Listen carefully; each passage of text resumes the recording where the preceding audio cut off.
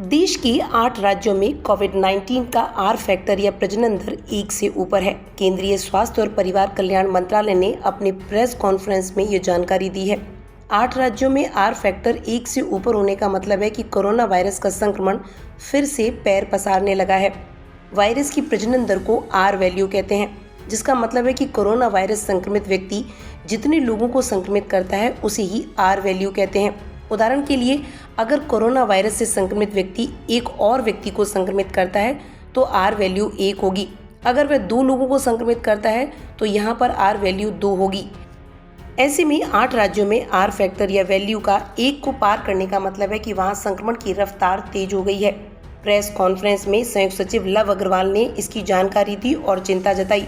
Corona virus को लेकर यह चेतावनी दी गई है कि अभी कोविड-19 की दूसरी लहर खत्म नहीं हुई है।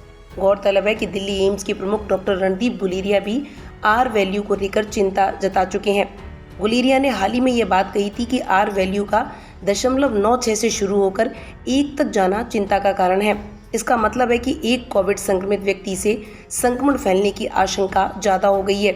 ऐसे में ट्रांसमिशन की चेन तोड़ने के लिए टेस्ट, ट्रैक और ट्रीट रणनीति अपनानी होगी। उन हिस्सों में रोकथाम के लिए सख्त पॉलिसी की ज़रूरत है जहां नए मामले तेजी से बढ़ रहे हैं। कोरोना की तीसरी लहर के सवाल पर प्रेस कॉन्फ्रेंस में लव अग्रवाल ने कहा, मामले सीमित क्षेत्र से आ रहे हैं। गतिविधियां खोलने के बाद अगर कोविड प्रोटोकॉल का पालन नहीं हुआ तो वहां केस बढ़ सकते हैं। सेकेंड वेव को ही हमें सबसे पहले मैनेज करना है। स्वास्थ्य मंत्रालय की प्रेस कॉन्फ्रेंस में संयुक्त सचिव लव अग्रवाल ने यह भी बताया कि देश में 18 जिले ऐसे हैं जहां पिछले 4 हफ्तों से कोविड मामलों में बढ़ोतरी देखी जा रही है।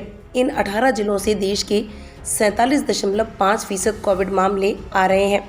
बात केरल की करें तो केरल के 10 जिलों से पिछले 1 हफ्ते में 40.6% कोरोना मामले आए हैं। 44 जिले ऐसे हैं जहां मामले की पॉजिटिविटी रेट 10% से अधिक है। अग्रवाल ने कहा, 10 मई को देश में 37 लाख सक्रिय मामले थे, वो घटकर अब 4 लाख रह गए हैं।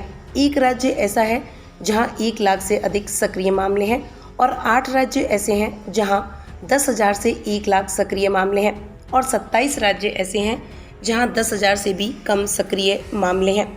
हम देख रहे हैं कि देश में एक्टिव केसेस में निरंतर कमी आती जा रही थी।